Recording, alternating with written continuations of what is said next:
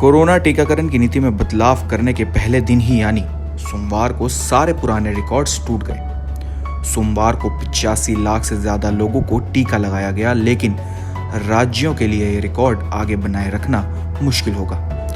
कई राज्यों ने स्वीकार किया कि अगर उन्हें केंद्र से नियमित वैक्सीन मिलती रहेगी तो वह इस तेजी को बरकरार रखेंगे, लेकिन अगर वैक्सीन नहीं मिली तो टीकाकरण फिर से धीमा पड़ सकता है। कोविड पोर्टल पर उपलब्ध रात 12:30 बजे के आंकड़ों के अनुसार देश में सोमवार को 85,15,765 लोगों को वैक्सीन लगाई गई। इससे पहले 5 अप्रैल को 43 लाख से ज्यादा लोगों को वैक्सीन लगाई गई थी।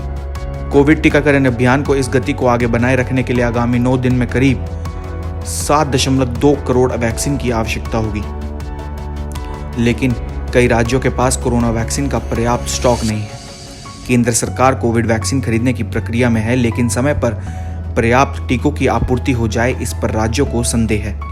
पश्चिम बंगाल, महाराष्ट्र और आंध्र समेत गैर भाजपा शासित राज्यों ने वैक्सीन की कमी का हवाला देते हुए सभी के लिए वैक्सीन अभियान शुरू नहीं किया है, लेकिन यह स्पष्ट था कि केंद्र सरकार और अन्य राज्य सरकारें कोविड टीकाकरण अभियान के नए चरण को सफल बनाना चाहती थी।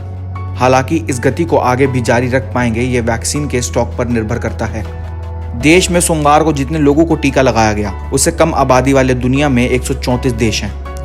इनमें Hong Kong, Singapore, New Zealand, Kuwait, Norway, Finland जैसे देश शामिल हैं। भारत में एक दिन में इस्राइल और स्विट्जरलैंड की आबादी के लगभग लोगों को टीका लगाया गया है। भारत ने इस मामले में अमेरिका को भी पीछे छोड़ दिया है।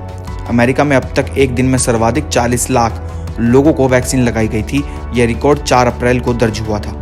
ऑस्ट्रेलिया में अब तक कुल 6.87 लाख डोज मिल लगे हैं। इससे करीब 1.5 गुना ज्यादा भारत में एक दिन में लगाए जा चुके हैं।